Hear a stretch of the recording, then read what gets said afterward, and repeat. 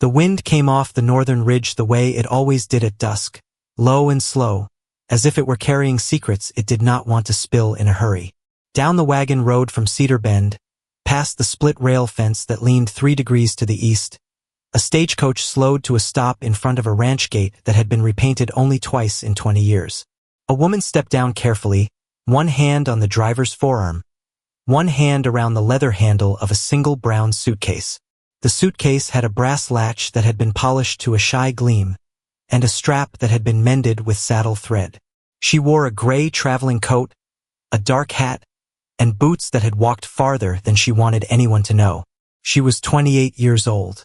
Her name was Eliza Marin, and she had not told a single person on this side of the mountain that she was coming.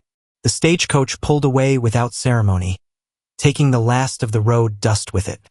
Eliza turned toward the gate. Above it, burned into a curved plank of pine, were the words, "Silverbrook Ranch is T 1871. She had read those words in a folded letter for 3 weeks. She had rehearsed them like a prayer she did not entirely believe in. A dog barked once from behind the long barn, then went quiet as if it had been given a look. A tall man stepped out from the shadow of the porch. He did not hurry. He did not smile. He simply came down the 3 worn steps, crossed the yard, and stopped at the gate. He was maybe 34. His shirt was clean but faded from too many washings in creek water. His hat sat low. His eyes were the color of river stones after rain. He looked at the suitcase before he looked at her, and something in his face softened for half a second, the way a rope loosens when the tension breaks. "Miss Marin," he said. It was not a question. His voice was quieter than she had expected. "Mr. Calloway," she answered. He nodded once. Then he did something that she would remember for the rest of her life. He reached, without asking, and took the suitcase from her hand. He did not comment on its weight. He did not comment on the mended strap. "I only have 1 room with a lock," he said. "It's yours as long as you need it." She had not asked for a lock. She had not written a word about a lock. She had not, in fact, told anyone in Cedar Bend or on this ranch or in the whole state of Montana that she needed one. And yet this quiet man, who had never seen her face before tonight, had somehow already decided that a lock was the first gift he owed her. Eliza Marin did not cry easily. She had trained herself out of it the way a person trains a horse out of shying. But standing in the last blue light of a June evening, in front of a gate she did not know if she was allowed to trust, she felt something she had almost forgotten. It was not relief. It was not gratitude. It was the small, dangerous beginning of a hope she was not sure she could afford. She stepped through the gate. Behind her, 300 miles away, a man she had once promised to marry was reading a letter that told him she was gone. That letter did not say where. It did not say why. It said only one line in a careful hand: "I will not be found. Do not look." But he would look. Men like Ashford Vane always looked. And Eliza knew, as she walked across the yard toward the porch of a stranger, that the piece she had come to find had a shelf life she could not measure yet. The dog behind the barn barked again, softly this time, as if it had made up its mind about something. The house at Silverbrook was smaller than she had pictured from the letter. 2 stories with a sitting room, a kitchen, a back room used for storing feed sacks and mending harness, and 4 bedrooms upstairs. The wood floors had been mopped that morning. There was a stew on the stove that smelled of onions and thyme and a pinch of something she could not name. And there was, on the kitchen table, a stoneware pitcher with a bundle of wild lupins set in it, as if someone had cut them without thinking too hard about why. Silas Calloway did not explain the lupin. He did not explain the stew either. He set her suitcase at the foot of the stairs, took off his hat, hung it on a peg that had been carved into the shape of a small hoof, and said, "You must be tired. I'll show you the room." He led her up the narrow stairs. The 3rd step creaked in a way that seemed almost deliberate, like a small warning system for a house that had learned to listen for footsteps. At the end of the upstairs hall, he stopped in front of a door that had been freshly sanded and painted the palest gray. There was a black iron latch, and below it a real lock with a keyhole polished bright. "Only 2 keys," he said. He held one out to her, flat on his palm. It was warm from having been in his pocket. This one is yours. The other one is in a tin on the mantel downstairs. I do not carry it. She took the key. Who told you? She began. Then she stopped. She could not finish the question, because she did not know how much she wanted the answer. He looked at her without pretending not to. Your aunt's letter, he said. She did not tell me anything you did not want me to know. But she asked for the lock, and she said if I could give you that, it would be worth more than the wages. Wages. That was the word in the letter too. Housekeeper, cook, bookkeeper for the ranch, since Silas Calloway had never learned to make numbers sit still on paper. A fair salary. Room and board. A season of work, at least, and a promise that the winter would not turn her out.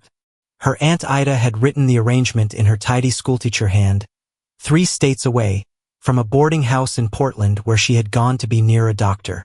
Ida had known Silas's late mother. That was all Eliza had been told, and all she needed to be told. I can work, Eliza said. I want to work. She did not say the second part, which was that she needed the work to be real and hard and full of small tasks, because the alternative was a mind that had too much time to wander back to a hallway in Chicago and a door she should not have opened. Good, Silas said. There is plenty of it. He touched the brim of a hat he was no longer wearing, an old habit, and turned to go. At the top of the stairs he paused. Miss Marin. Yes. If a man comes to this gate asking for you by name, he said, you do not have to answer for him. You tell me. I will do the answering. He went down the stairs without waiting for her to say anything back. Which was good, because she could not have. That night, after the stew and after a bath drawn from a copper kettle, and after a quiet knock at her door that turned out to be a folded quilt left on the hallway floor, Eliza sat on the edge of the bed and turned the small key in her hand and asked herself the question she had been avoiding for 3 weeks. How much had her aunt written in that letter, and how much had Silas Calloway simply guessed? Morning at Silverbrook began before the sun cleared the eastern ridge. Eliza woke to the sound of a rooster who seemed personally offended by daylight, and to a softer sound underneath it, the steady clang of a horseshoe being fitted to an anvil out behind the barn. She dressed in a plain blue work dress, pinned her hair up in a knot that would not fall, and went downstairs. The kitchen was empty, but there was fresh coffee on the stove and a note weighed down by a river stone. Bread starter in the crock. Eggs from the henhouse if you want them. Ledger books on the shelf by the window when you have time. See. She read the note twice. Then she looked at the shelf. There were 4 leather-bound books there, all of them fat with paper, all of them stuffed with loose receipts sticking out at odd angles like an old man's memory. She smiled without meaning to. Then she got to work. By 10 in the morning, she had fed the chickens, kneaded a loaf of bread, boiled a pot of beans with salt pork for the midday meal, and opened the top ledger. By 11, she had discovered that Silas Calloway kept his books the way a bird builds a nest. Enthusiastic, but without a system. By noon, she had begun to make him one.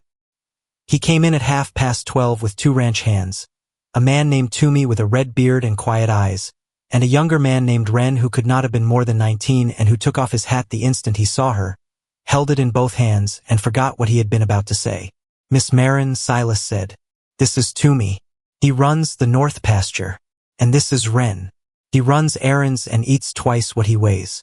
Wren blushed. Toomey nodded, said, Ma'am, and sat down. Eliza ladled beans onto 4 tin plates. She cut bread. She poured coffee. She did not sit down herself until every man at the table had food in front of him. An old habit from a house that had been much less kind than this one. Silas noticed. He did not say anything. He waited until she sat, and only then did he pick up his spoon. Halfway through the meal, Toomey cleared his throat. Boss, he said, the fence at the North Creek is down again. That's the 3rd time this month. Something is walking through it and not walking around. Wolf? Wren said. A wolf goes over, Toomey said. Or under. This one is pushing through. And whatever it is heavy. Silas set his spoon down. His face did not change, but the room did. Eliza felt it, the small tightening in the air that comes when a man decides something without saying it out loud. Ride out with me after supper, Silas said. We'll look at the tracks before the light goes. He turned to Eliza. Miss Marin, "Will you be all right here alone this evening?" She was already saying yes before she thought about it. Then she paused. "Alone," she said, "with a lock on the door and a rifle above the kitchen mantel. If you show me how to load it." Silas looked at her for a long, quiet second. Then, for the first time since she had arrived, he smiled. It was small and it was tired and it did not last long. But it was there. After supper, he said, "I will show you." That afternoon, she carried the ledger books out to the shade of the porch and worked on them there. She wrote her name at the top of a fresh page, in a strong, even hand, and she did not use her old family name. She used the name from her aunt's letter, the one Ida had chosen for her, the one no one 3 states away would recognize. Marin. It sat on the paper like a coat that almost fit. Behind her, in the barn, Wren was singing softly to a horse. Beyond the barn, out toward the North Creek, whatever had been pushing through the fence would already be moving under the trees. And in Chicago, Ashford Vane would be walking into a boarding house and asking a woman who had never met him for a description of a niece who did not exist. Eliza turned a page in the ledger and began to make the numbers make sense. Silas Calloway had not always been a quiet man. That was one of the first things Toomey told her on the 4th morning, when Silas had ridden out early to look at a heifer down by the south fence and Toomey had come into the kitchen to refill the coffee jug. He used to sing, Toomey said, without preamble. He filled the jug slowly, as if the words were coming out at the same pace as the coffee. Not well, but loud. He used to sing when he was working the corral. Eliza did not ask what had changed. She had learned long ago that the way to get a story out of a careful man was to let the silence do the pulling. Toomey set the jug down. 3 winters ago, he said, there was a fever through the valley. His wife took it. So did the little boy. Neither of them made it to spring. He built the 2 markers himself up on the rise behind the house. He has not sung since. Eliza did not say she was sorry. She had learned that too, the way people flinch when strangers offer sympathy for wounds they did not earn the right to touch. She only nodded once and said, "Thank you for telling me." Toomey looked at her. He had the kind of eyes that seemed to see more than he ever mentioned. "He is a good man, ma'am," he said. "He does not know how to be otherwise. But he is careful now in ways he was not before." "Careful how?" she said. "Careful about who he lets close," Toomey said. "And careful about who he lets go." He tipped his hat and went out. That afternoon, Eliza walked up the rise behind the house. She did not plan to. She was carrying a basket of laundry to the line, and the wind took a pillowcase, and she chased it up the slope, and when she caught it she found herself standing at the edge of a small clearing. There were 2 wooden markers. One was tall and simply carved.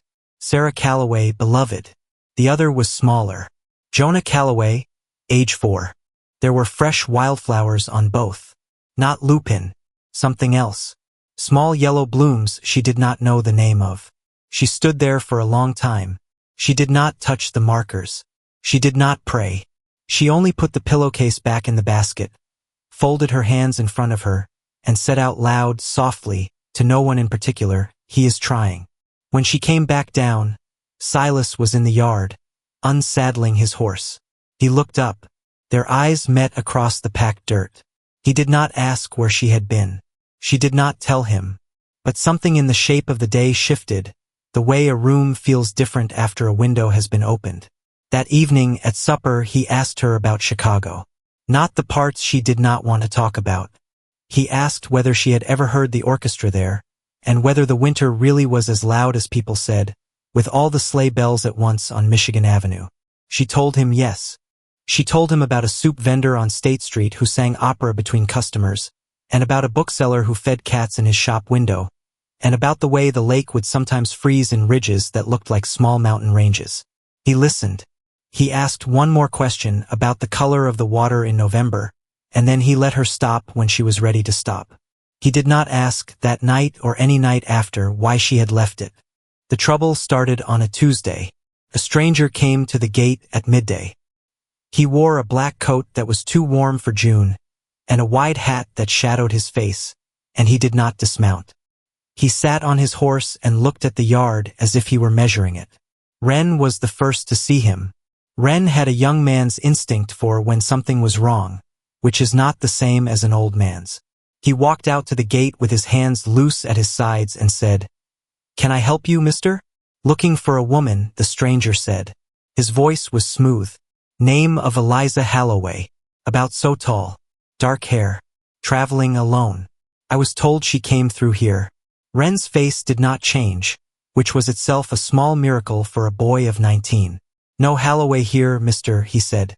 "You are welcome to water your horse at the trough, but I cannot help you beyond that." The stranger looked at him for a long moment. Then he looked past him at the house. Eliza was in the kitchen. She had heard the horse. She had, without thinking, stepped back from the window. She could see the stranger through the gauze curtain, and she recognized him. Not the man himself. She had never seen him, but the coat. She had seen the coat before, in Chicago, walking out of Ashford Vane's front office on a snowy afternoon. It was a hired man's coat. Ashford paid a whole small army of them. The stranger touched the brim of his hat to Ren. "Much obliged," he said. He turned his horse. He rode back down the wagon road at a walk, unhurried, as if he had all the time in the world. Silas came out of the barn as the dust settled. He had heard the whole exchange. His jaw was tight in a way Eliza had not seen before. He walked into the kitchen without knocking, which was a first, and stopped in the doorway. "Halloway," he said quietly. She looked at him. "That is your name," he said. "Not Marin." She swallowed. She did not sit down. She had been standing at the counter with a wooden spoon in her hand, and she still held it uselessly. She said, "Yes." He nodded once, as if a small fact had been settled between them. "All right," he said. That was all. He turned to leave. "Wait," she said. He stopped. "You have a right to hear it," she said. "All of it." He looked at her. He was not angry. He was not disappointed. He looked, if anything, patient and a little tired, the way a man looks at a horse that is favoring a leg. "I have a right," he said, "to hear what you want to tell me." "Not more." She put down the spoon. She sat at the table. She waited for him to sit across from her, and after a small hesitation, he did. She told him about Ashford Vane. She told him about the promise of a marriage that had been half business arrangement and half performance, brokered by a father who owed a debt he could not pay in money. She told him about the night she had seen Ashford strike a maid across the face for spilling tea, and about the calm way he had apologized to the maid afterward, and about how the calm had frightened her more than the strike. She told him about the ledger she had found by accident in his desk, and about the names in it, women's names, some of them she recognized, some of them she did not, and small numbers next to them, and a column she did not understand. She told him she had taken one page of that ledger, and she told him she had left. Silas listened without interrupting. When she was done, he was quiet for a long time. Then he said, "Where is the page?" "Sewn into the lining of my suitcase," she said. He nodded again, slowly. "All right," he said. "That is where it stays for now. And you stay too." She started to say thank you. He shook his head, once. "Not yet," he said. "Save it for when you know I have earned it." That night, Silas rode into Cedar Bend. He did not tell Eliza he was going. Toomey saw him leave and said nothing to her either, which was Toomey's way of saying a great deal. Cedar Bend was a small town of maybe 300 souls, with a main street of packed earth, a general store that sold everything from cornmeal to nails to sheet music, a livery, a chapel, a schoolhouse that doubled as a meeting hall, a doctor's office, and one saloon called the Blue Kettle, which had a proper front door and no fights that anyone could remember. The Blue Kettle was run by a woman named Josephine Bly, who was 60 years old and had once, according to town legend, stared down a cattle baron with nothing but a broom. Silas tied his horse in front of the Blue Kettle. He went in. He did not order a drink. He sat at the far end of the bar, and Josephine came over, and he spoke to her quietly for a full 20 minutes without either of them raising their voices. When he was done, Josephine said, "You are sure?" "I am sure," Silas said. "You know what a man like that will do to a town like this if he decides we are hiding her." "I know." Josephine looked at him for a long moment. Then she said, "All right, Calloway. We will keep her name in a quiet place. But if I catch wind of that hired coat again in this town, you will hear the church bell rung once, hard at any hour. And you will come. I will come, he said. He rode back to Silverbrook under a sky full of stars. He came into the house at midnight. Eliza was still awake. She was sitting at the kitchen table with a cup of cold tea and the ledger open in front of her, staring at a column of figures she was not reading. He hung his hat. He sat down across from her. He said, I told Josephine Bly at the Blue Kettle. She is a friend. She will help. Beyond her, no one else in town knows your business. That is how it stays. Why, Eliza said. She did not mean it as a challenge. She meant it as a question about a thing she did not yet understand about him. Silas looked at his hands on the table. They were rough and clean, and there was a small scar on the back of the left one, in the shape of a curved line. 3 winters ago, he said quietly, I could not save the 2 people I loved most in the world. There was no one to save them from. The fever came and it took what it wanted. I stood in this kitchen and I watched it, and I could not do a single useful thing. He looked up. You are not sick, he said. You are hunted. That is a thing a man can do something about. Eliza did not speak. She could not, for a moment. Silas stood. He crossed to the stove. He set a kettle on. He did not look at her while he did it. Fresh tea, he said. The cold cup will not do you any good. She laughed. It was a small, unsteady sound. Surprised them both. That was the night, though neither of them said so, that the shape of the thing between them changed. Not into what a stranger might call romance. Not yet. Into something more useful and more dangerous. It became a partnership. It became a pact. And a pact, in a story like this one, is always the thing that gets tested first. The test came 4 days later, and it came from a direction Eliza did not expect. A boy rode up to the gate on a lathered pony. He was maybe 12. He had freckles across his nose and a wild cowlick that no comb had ever tamed. He was Josephine Bly's grandnephew, and his name was Peter, and he had ridden 3 miles at a run because his great-aunt had told him to. There is a man at the Blue Kettle, he said, breathing hard. Not the one in the black coat. A different one. Bigger. He is asking questions. He said the name Holloway out loud twice. Aunt Joe says come now, please, sir. Come quiet. Silas was saddling his horse before the boy finished the sentence. He looked over his shoulder at Eliza, who had come out onto the porch. Stay in the house, he said. Lock the door. Toomey will be at the barn. Wren will be at the kitchen window. If the church bell rings, you go to the root cellar and you take the rifle and you wait for me or for Toomey. No one else. Silas, she said. He paused, 1 foot in the stirrup. Do not do anything you cannot undo, she said. He looked at her. Something crossed his face, brief and unreadable. Then he swung into the saddle. I will not, he said. Promise. He rode out. Eliza went inside. She turned the key in the lock. She checked the rifle above the mantel. She counted her breaths, the way her Aunt Ida had taught her long ago, in and out on a slow count of 4, until the shaking in her hands stopped. An hour passed, then another. The sun sank behind the western ridge. Wren, at the kitchen window, kept his post without complaining. Toomey, out by the barn, mended a bridle he had already mended once that week. The church bell did not ring. At full dark, Silas rode back through the gate. Alone. He was slower than he had gone out. He tied his horse himself. He came into the house.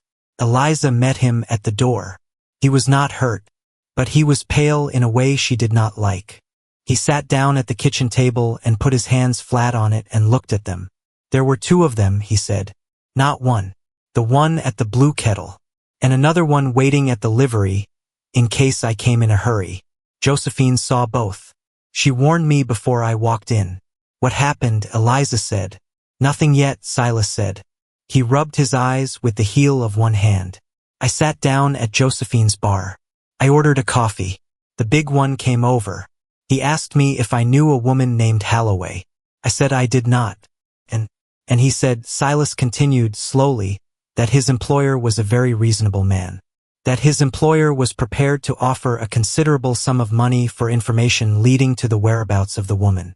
That his employer was also prepared, if that offer were declined, to make the lives of everyone in this valley a great deal less comfortable, beginning with the ranchers who carry paper at the bank in Helena. Eliza went cold. He named the bank. He named the bank. He is bribing him, she said. Ashford. He has already reached the bank.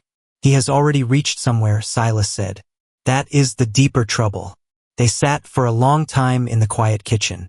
Outside, an owl called once from the pine ridge. Wren, still at his post, had fallen into a light doze against the window frame. Silas, she said finally, if he can reach the bank, he can reach this ranch. He can take Silverbrook from you.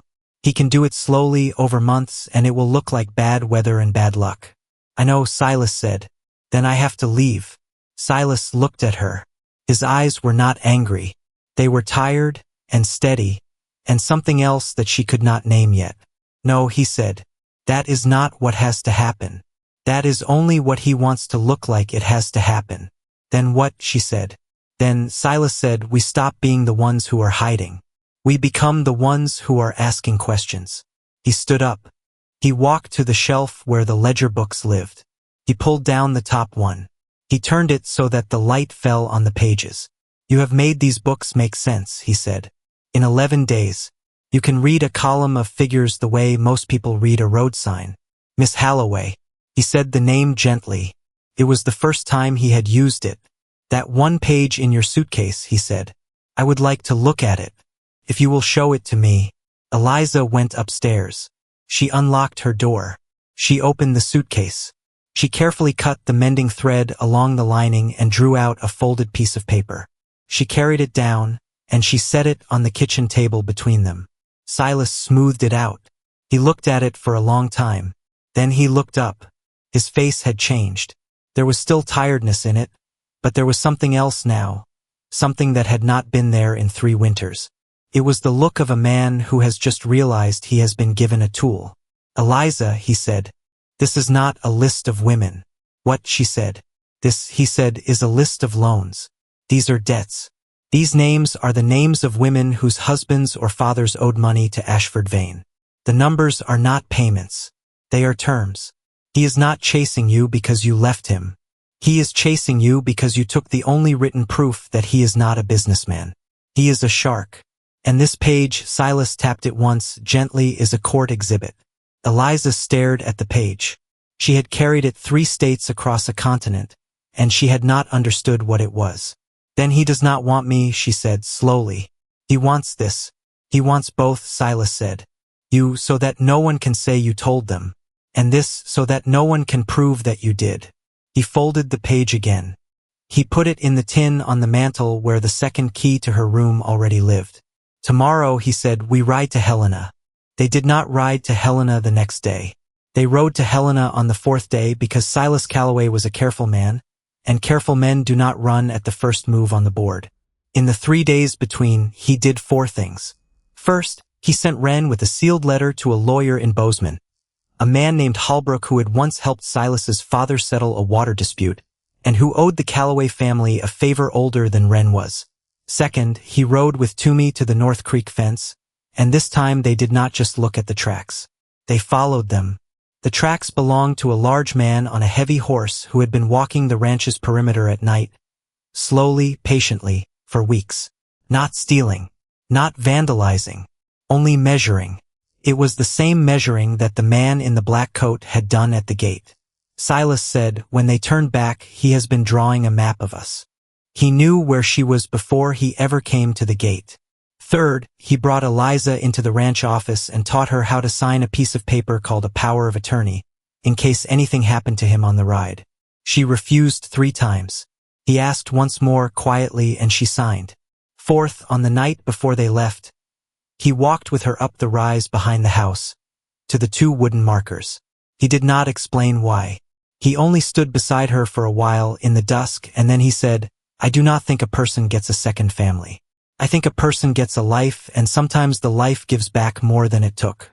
I do not know which one this is yet, but I did not want to leave for Helena without telling you that I know it is one of them. He did not touch her. He did not ask anything of her. He turned and walked back down the rise. She followed a few minutes later. That night she slept without dreaming, for the first time in a year. They set out at dawn on a Thursday. Silas, Eliza, and Toomey. Wren stayed behind to run the ranch with Josephine Bly checking in every morning by wagon. Helena was 2 days' ride at a steady pace. They stopped once, at a homestead belonging to a widow named Marta Kessler, who had known Silas's mother and who fed them a supper of biscuits and gravy and asked no questions at all. She gave Eliza a small tin of peppermints when they left and said, "You have a good face, dear. Take care of it." Eliza tucked the tin into her coat pocket and thought about it for the rest of the ride. On the second afternoon, they came into Helena. Holbrook the lawyer was a thin man in his 50s with wire spectacles and a bald head that he had made peace with. He read the folded page from the tin. He read it a second time. He set it down. He said, "Mr. Calloway, Miss Halloway, may I speak plainly?" "Please," Silas said. "This document," Holbrook said, "is not a small thing.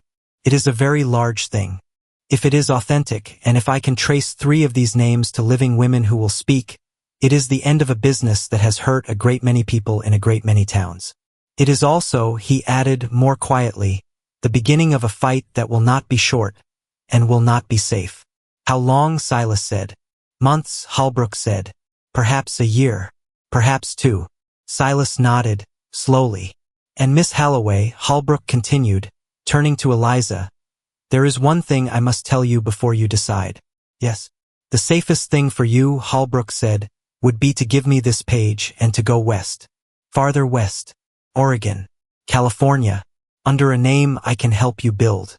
You would be free. You would not be found. And this document," he touched it lightly, "would still do its work without you." Eliza felt Silas go very still beside her. She looked at the page. She looked at the lawyer. She looked, for a long moment, out the window of Holbrook's office, at a street in Helena where a woman was crossing with 2 children and a basket, on an ordinary afternoon in an ordinary town. She thought of Cedar Bend. She thought of Josephine Bly, who had told a bar full of strangers exactly nothing. She thought of Wren, standing at the kitchen window in the dark. She thought of a small ranch with 2 markers on a rise and a lock on a door that had been put there before she ever asked. She thought of Silas Calloway, who had not sung in 3 winters. "No," she said. She said it clearly. "I am not going west. I am going home, if he will still have me there. And I am signing my real name at the bottom of that page, in your presence this afternoon." Holbrook looked at her for a long moment. Then he took a pen from his desk and dipped it in an inkwell. "Miss Halloway," he said, "welcome to the fight." She signed. When she looked up, Silas was watching her. His eyes were bright. He did not say anything. He only, very briefly, put his hand over hers on the desk. Then he took it away. On the ride home, halfway back through a stretch of open country that Toomey said reminded him of a poem he could not remember the name of, Silas rode up beside her and said, quietly, "Sarah would have liked you." It was the only time he ever said his wife's name to her. Eliza rode for a while before she answered. "I would have liked her too," she said. They did not speak again until they reached the ridge above Silverbrook and saw the smoke. The barn was on fire. They saw it from the ridge, a thick black column climbing into a windless sky, and Silas kicked his horse into a run, and Toomey and Eliza followed. They came down the wagon road at a gallop, and by the time they reached the gate, Wren was already there, standing in the yard with a bucket in each hand, black to the elbows, his face streaked with soot and tears. "They came at noon," he said. He was shouting, though no one was far away. "3 of them. They rode in and they said they had an order from the bank, and I said the bank does not send its orders by 3 men on horses, and one of them hit me with the flat of his hand, and Toomey's dog bit him, and they set the barn." "The horses," Silas said. "All out," Wren said. "I got all of them out. The dun mare was the last, and she kicked me, but I got her out. Josephine." "She rang the bell," Wren said. "She rang the bell twice. Riders are coming from town. They are almost here." Silas looked at the barn. It was going to be a total loss. There was no saving it. There was only the containing of it, so that the sparks did not take the house or the feed shed or the hay meadow beyond. He shouted 3 orders, 1 to Toomey, 1 to Wren, 1 to Eliza. To Eliza he said, "Get the ledgers. Get the tin from the mantel. Get your suitcase." Put them in the wagon. Now, she did. By the time the first riders from Cedar Bend came through the gate, there was already a bucket line forming from the well to the near edge of the fire. Josephine Bly was in it at 60 with a bucket in each hand, and behind her was the schoolmaster from the meeting hall, and behind him was the storekeeper's oldest son, and behind him was Marta Kessler, who had come 12 miles at a full trot when she saw the smoke from her ridge. They did not save the barn. They saved everything else. By full dark, the barn was a bed of embers, low and red. The house stood. The feed shed stood. The horses were in a rope corral by the North Creek, calm now, cropping grass. Toomey's dog was drinking from a puddle. Wren was sitting on the porch step with a wet cloth pressed to a bruise on his cheekbone, and Marta Kessler was making him drink a cup of something that steamed. Silas stood at the edge of the ember bed for a long time. Eliza came and stood beside him. He did not look at her at first. Then he did. "He wants me to make a choice," Silas said.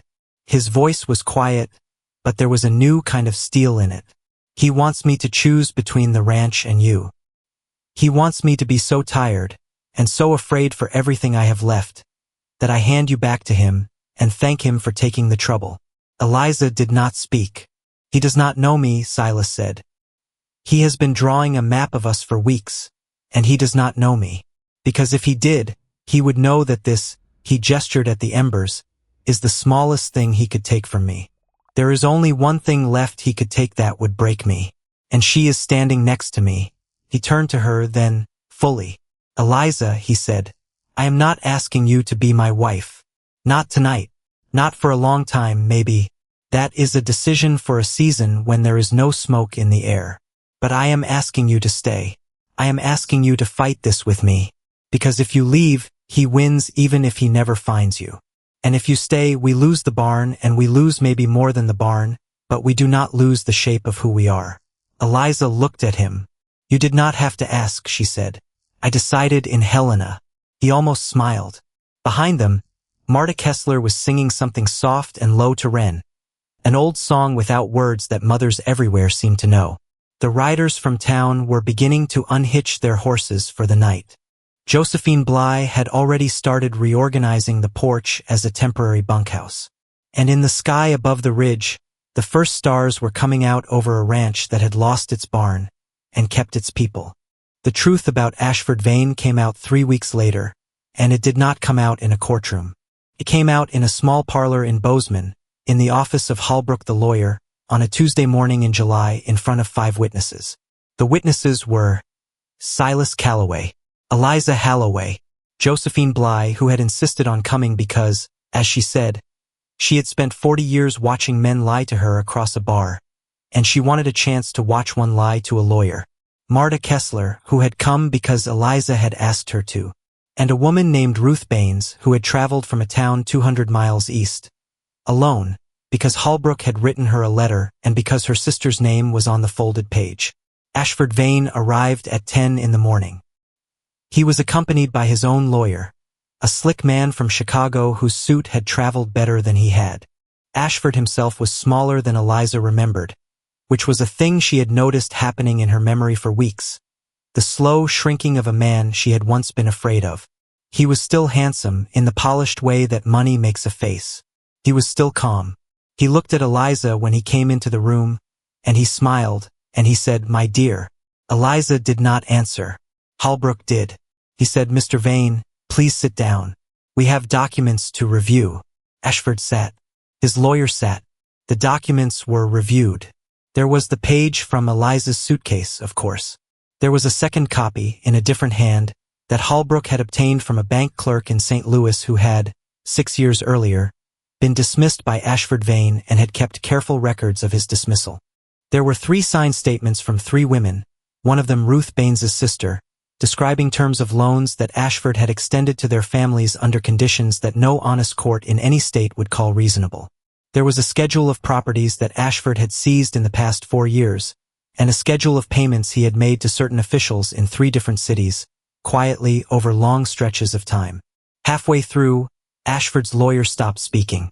By the end, Ashford himself was no longer smiling. He looked at Eliza across the table. He said, "You stupid girl. Josephine Bly, who was sitting one chair over, said, "Mr. Vane, in my establishment we do not use that word about a woman in her own presence. This is not my establishment, but I would ask you to observe the rule anyway." Ashford looked at Josephine as if he had just noticed her. He seemed briefly at a loss for how to categorize her.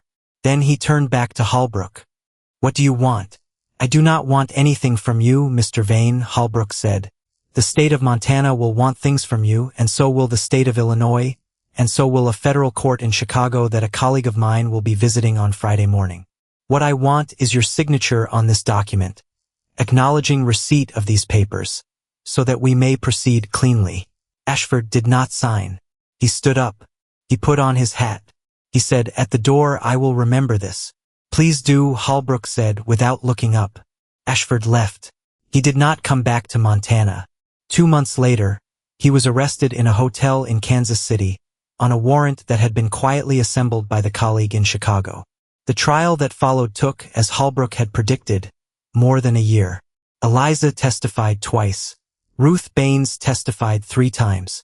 Marta Kessler, unexpectedly, testified once, about a loan that had been made to her late husband under conditions she had never fully understood. Ashford Vane went to prison for 14 years. That was the surprise in the end, not the twist of the story. The plain, unglamorous, cumulative weight of a great many small papers, gathered by a great many patient people, in a great many small towns. But that was later. On the Tuesday morning in Bozeman, when Ashford walked out of Holbrook's office, Eliza sat very still in her chair. She did not celebrate. She did not cry. She sat until the sound of his footsteps was gone from the stairs. Then Josephine Bly reached over, without saying anything, and squeezed her hand. And Silas Calloway, sitting on Eliza's other side, said, quietly, "Let's go home."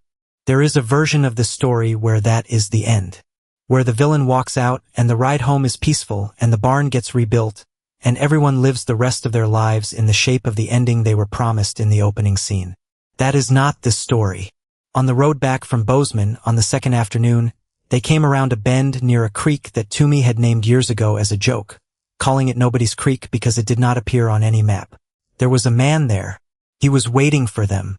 He was not on horseback. He was standing in the middle of the road, in a coat that Eliza recognized.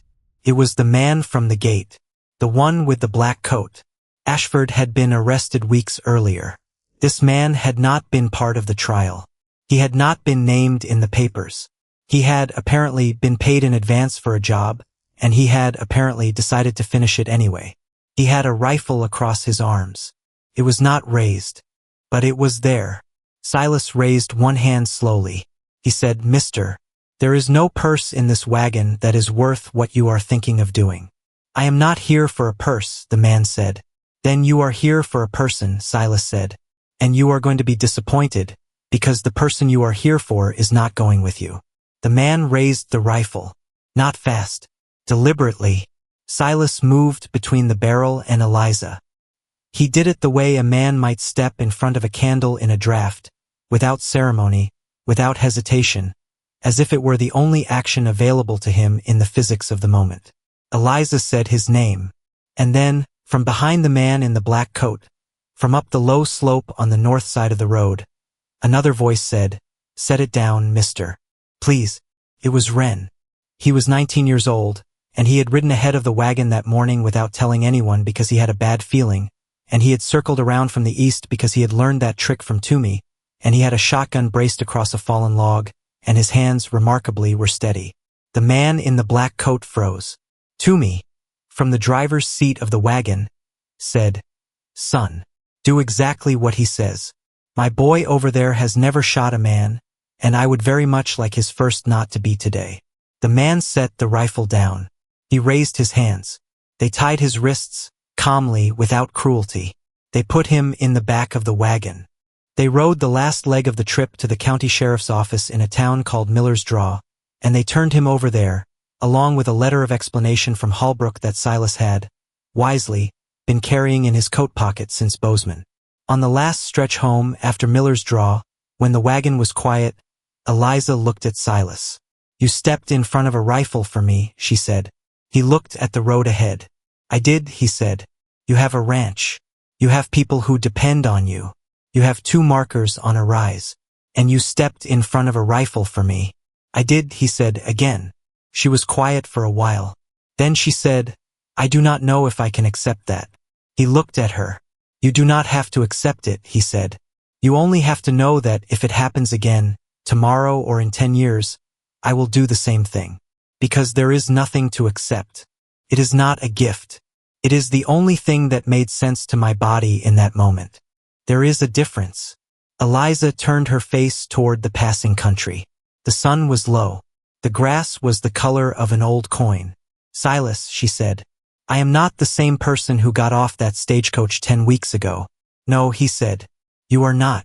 And you are not the same person who took my suitcase at the gate. No. When we get home, she said, I would like to sit with you on the porch. And I would like to talk about a season when there is no smoke in the air. He did not answer right away. When he did, his voice was rough at the edges. I would like that too, he said. They rebuilt the barn in September. Half the valley came. Marta Kessler brought pies. Josephine Bly brought the entire blue kettle, which turned out to mean 2 long tables, a barrel of lemonade, and a fiddler she had been quietly employing on weekends for 20 years and had never once let leave town. Peter, her grandnephew, was allowed to hammer his first nails in the loft, under Toomey's watchful eye. Ruth Baines came from her town 200 miles east, and she stayed a week, and she and Eliza became, in the way that some friendships happen, the kind of friends who do not need to write often to still be each other's.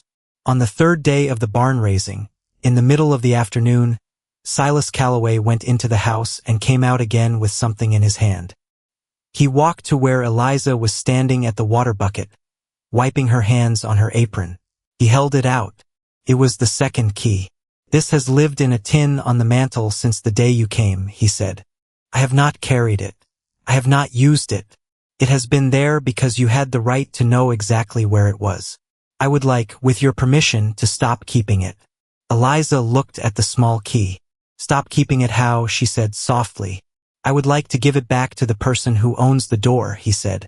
There is only 1 key to that room now. It is yours. It has always been yours. The 2nd key was never mine to carry. It was only mine to protect. She took the key. She closed her fingers around it. She looked up at him. Silas, she said, there is something I would like to give you in return. He waited. A season, she said, with no smoke in the air. His eyes changed. He nodded once. He did not trust his voice. They walked back to the barn together. No one who was watching said anything about it, though a great many people were watching.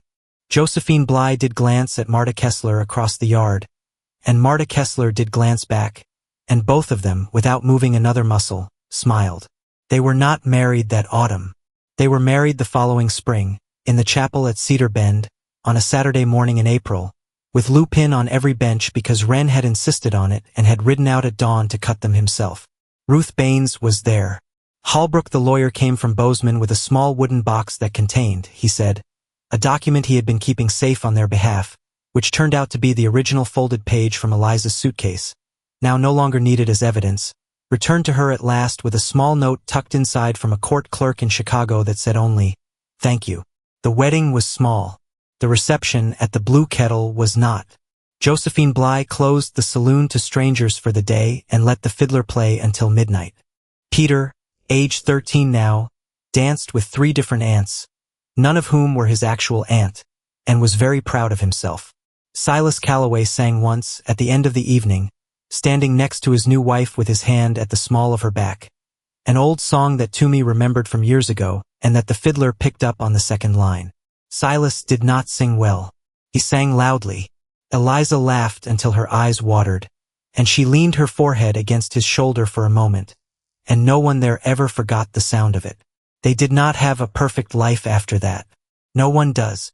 There was a hard winter in the 2nd year, and there was an argument in the 3rd year that took a week to mend, and there was a season when the cattle prices fell and they had to sit at the kitchen table and rework the ledger books line by line, together into the small hours of the morning, and there was, 5 years in, the arrival of a small girl whom they named Ida, after an aunt in Portland who had once written a very careful letter. There were, over the years, other letters too. Ruth Baines wrote every spring. Holbrook wrote every Christmas. Josephine Bly did not write because Josephine Bly did not believe in letters, but she did ride out to Silverbrook every second Sunday and eat supper at their table and tell Ida stories about a broom she had once used to run a cattle baron out of a saloon. On a certain evening in June, 10 years after Eliza had first stepped down from a stagecoach with one brown suitcase in her hand, she came out onto the porch at Silverbrook and found Silas already there. He was watching the light on the ridge. He had a cup of coffee in one hand and Ida, half asleep and much too big for it, curled on his lap. Eliza sat down beside them. She did not say anything for a while. Neither did he. After a long time, Silas said quietly, "Do you remember what I said at the gate? You said you only had one room with a lock. I said it was yours as long as you needed it." Yes. He was quiet for a moment. "You have not needed it in a long time," he said. "No. I keep the key," he said softly, "in a drawer in our room, in case you ever want it back." She reached over. She put her hand on his, gently, on top of their sleeping daughter. "I know," she said. "That is why I do not need it." The light on the ridge went from gold to rose to the color of a river stone after rain. Somewhere down by the barn, Toomey's dog, older now, barked once, softly, at nothing. Wren, 29 years old and married 3 years to the schoolmaster's daughter, was walking up the wagon road from town with a lantern that swung in a slow, contented arc. On the rise behind the house, 2 wooden markers stood in the long grass. There were fresh wildflowers on both of them. Eliza had put them there that morning, the way she had every week for 9.5 years, without ever once being asked. The wind came off the northern ridge the way it always did at dusk, low and slow, as if it were carrying secrets it did not want to spill in a hurry. But this time it did not have any left to carry. They were all here.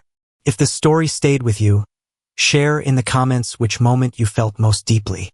And if you enjoy original frontier tales of courage, home, and second chances, you are welcome to sit down with us again for the next one.